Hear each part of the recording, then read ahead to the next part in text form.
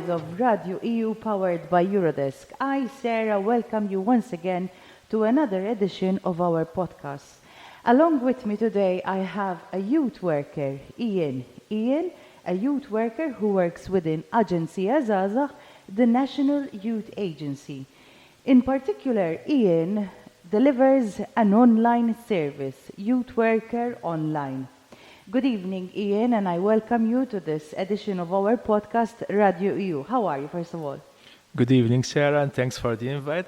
I'm quite okay. I'm really excited for this podcast. We're very, very happy to have you with us, and also we're very much interested into knowing exactly what it takes and what it's all about to be a youth worker online. Ian, do we really need online youth work? I think in the Maltese context, we've never had this scenario of having an online youth work, but COVID challenged this context. And in a way, the online youth work managed to engage and keep young people connected with us. So in a way, I would say that this connection was only possible through the online youth work programs. If this wasn't possible, these kind of digital platforms that we're using nowadays, we would have lost all connections with young people. So with regards to our agency, we managed to shift all our physical programs to online, and this kept us going in a way, which is a very positive way of dealing with COVID. And how was it for you as a youth worker moving from the grounds to another space, which might have been new to you and your colleagues as well? I can add maybe this point to it. Having young people already online helped, but you as a youth worker who usually works very close to young people might have found it a bit more challenging. Can you explain this experience to us? Yeah, I think at the beginning it was very much more challenging because we needed to adapt all of our programs to online. So there was this kind of shift, which we've never used these platforms before, like so different platforms, which I don't know who can. Such as StreamYard, it's a Zoom, and so we were new using these programs and platforms, and I would say that young people were very much more in them rather than us. So having this challenge, I think it brought the best out of youth work, how we managed to be flexible, to adjust to these programs. And once we got used how we can manage to run these platforms, I think it was very smooth.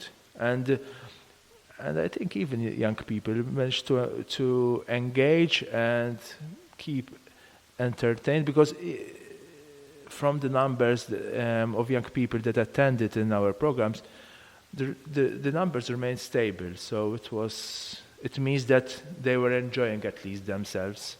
And I know that being a youth worker comes with a lot of competencies. Yeah. And taking into consideration that you had to alter your services online meant that you had to somehow introduce new competencies. In your opinion, how can you actually be an effective online youth worker? Yeah, I think to be an effective online youth worker, first of all, you need to be aware how these platforms work. So it involves training as well? It involves very much training on these platforms, how you keep updated with all these digital tools, because these digital tools continue updating and evolving all the time. So having these Once you get used to something, another thing comes up. Yeah, so another thing pops up. And you need to learn how to adapt what you do in the physical activities, you how can you manage to include it even in the digital platforms. For example, if you have a conflict, for example, I had once a conflict online, which is normally when we're dealing in a physical space, I take the young people to another place and deal with them over there. This was not possible, obviously, on Zoom. But what I've done is that I included these two young people in different breakout rooms. I split them over there. I first spoke to one young person, then went in the other breakout room and spoke to the other person, and then brought them together in another, in one room. Obviously, it had its consequences that I left the other people alone. But it's the same in a physical environment, because if I take two people and discuss with them, obviously I have to leave the group alone. So, but in a way, we managed to deal with the situation. Do you think that following this period of time where we kind of shifted everything to digital, do you think that the young people are more comfortable being in a physical space or online? I would say that most probably young people would benefit from both of them. But are the young people asking to be in a physical space or online nowadays? It depends. It depends very much on the young person. There are still most of the young people who would say that meeting physically keeps them very much engaged. But there might be young persons that still find them comfortable staying in their room and engaging online. So this diversity of young people brings both realities, I believe. So that's why I believe that having a hybrid of physical and online would be very much the future of youth work. Very interesting. And what's also interesting, Ian, is I know that youth work is not just a service where you youth workers prepare projects or activities or workshops for the young people to participate in, but you also usually include them in the preparation process. Now, since most of the projects are happening online, are still young people given the possibility to work hand in hand with a youth worker to develop those projects? Well, I think that is one of the biggest challenge, because if you're in a youth cafe where most probably you're dealing with a project and you're dealing with young people with the preparation, when it comes to online, preparation might be a little bit more difficult. However, we can still manage to do it online, where we can meet with the young person or young people over there and in a way try to come up with a framework or with a plan how we're going to move forward, which obviously will then lead to them continue working at home on this project, and so that finally we'll do it online or whatever it may be. I must say that the young people are very lucky on those terms, because they are still given the space to get involved and engaged and even participate throughout all the processes that are taking place. However, Ian, we know that usually when we meet in a physical space, we have more ability to keep our boundaries alive. When we're working online, does the virtual space create more distance, or maybe it creates more intimacy, or does it create both? I would say it would be creating both, because the online platform, it's quite interesting because it keeps us so connected, but it's at the same time we still miss that kind of social interaction. So I would say that young people, there might be some of them who would say, yeah, I feel connected and I feel engaged online. But there may be others who would say, listen, it's okay to meet online, but I would still prefer to meet face to face in a physical environment. So this kind of dilemma, in a way, brings this question to, it's not either or, but both end. So it in a way it keeps distance, but in a way it keeps this kind of intimacy and engagement as well. But in such scenarios, how do you negotiate boundaries? Because, like, for example, if you're working online, it is very easy for the young person to find, for example, your Instagram account or your Facebook account, unless you have a page. So somehow being in constant communication online might hinder that privilege of having your own privacy. Yeah. So how would you negotiate the boundaries with the young people you're working online? I think it's very much dependent on the youth worker, because we need to make the young people aware that there is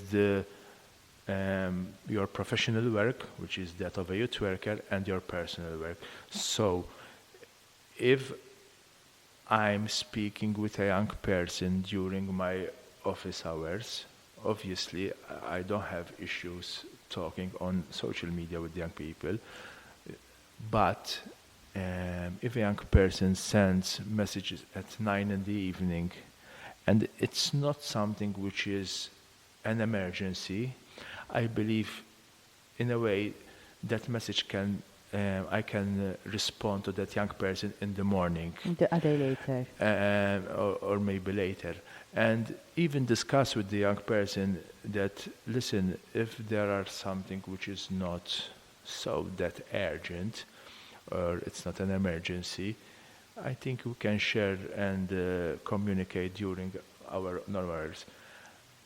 Obviously, from an ethical point of view, if there is an emergency, I feel obliged that we should address evening calls at 8, 9 in the evening. But that is very much dependent on the youth worker. So if you ask myself, I would say, yeah, I would text or call a young person if it's very much urgent, but I wouldn't text a young person at 9 in the evening if he's just asking on when another program will be starting. Mm-hmm. So, and that would bring about the boundaries, and I would try to explain to the young person, so listen, this is our structure, this is our working time, and you need to abide with these, so that... I agree, because even though you will be taking care of your own self, you will be also, it will be also be a learning curve for the young person as well. Ian, I know that within Agency Azaza, you coordinate a specific service which is called Youth Worker Online. Can you tell us more about it? Yeah, I mean, this is something that we started about 8 months ago. We're very proud of this service. Even just talking about it, you're smiling. So yeah. must be really, really proud of it. It's kind of my baby. Mm-hmm. So we've come up with this program. It's a 1-hour session for all young people, and during this 1 hour, a young person can discuss anything which is concerning him or her right now. For example, if I may give some examples of sessions that I had people who had issues doing assignments, so I supported them during their assignments and how they can manage to write and plan for an assignment. I had people who had issues with their gender identity and sexual orientation. So after having this 1 hour session, I contacted people from LGBTIQ. So I was a kind of a bridge between this young person and the LGBTI. And I had issues with people dealing with bullying at school. So I managed to speak with them. I kind of got to their attention of possible organizations that deal with bullying. I had young people who wanted to socialize and wanted to engage in different youth organizations. So I provided this youth information to them about different youth organizations in their locality, or at least in the vicinity. So to speak, the service in reality applies to everyone. Yeah. Because it's an open space. Is it free of charge? It's free of charge. Till now, there are no limited number of sessions. I had young people who had just 1 session. I had young people who had 3, 4 sessions. I had young people who had 10 or to 12 sessions. So whenever they feel the need, they can just book an online session, which is found on our youth info website. Good thing about this service is that you also get to communicate with other entities who provide different services to young people, which is a good thing as well, because you are expanding the young people's knowledge that services are actually available and out there for them. Yeah, for sure. Well, it's even very much knowledge to myself, because I'm learning all the time about different opportunities, different information for young people, because obviously I'm not an encyclopedia, so I will need to search what services are available for young people. And Indeed, but at least you're providing reliable information. Yeah, for sure. And you are there, constantly there, as a point of reference for the young people. Yeah. Ian, moving on to the next question, and last question, unfortunately, because we're very limited with time. As a youth worker, do you think there are any suggested practices that one should hold on to or explore when working in the virtual world with young people? I would say that first of all, we need to be aware of the limitations that digital youth work might have. For example, difficulties in connections, so I would prefer having shorter sessions with less information in the sessions, but at least which you can elaborate on during the session, because sometimes we might have the tendency that we have a very long presentation or PowerPoint on doing a session, and internet, sometimes there are these kind of difficulties when dealing with internet, so we need to be aware of these kind of limitations that will hinder the service and the session as well. And I would say that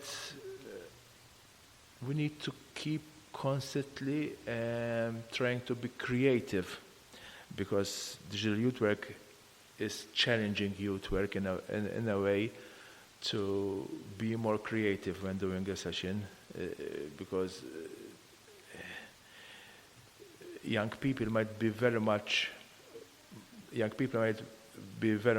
bored having online sessions, so we need to be very creative. I get you. I mean, being a young person comes with a lot of energy and a lot of will to explore, so on and so forth. So I can only imagine what it's like to sit for a long period of time at a computer. Ian, I really thank you for being part of this journey of our podcast, Radju EU, powered by Eurodesk, and for sharing your knowledge and expertise regarding digital youth work. And I thank you, young followers, as well, for following our podcast Radju EU powered by Eurodesk. And I wish you all a good evening.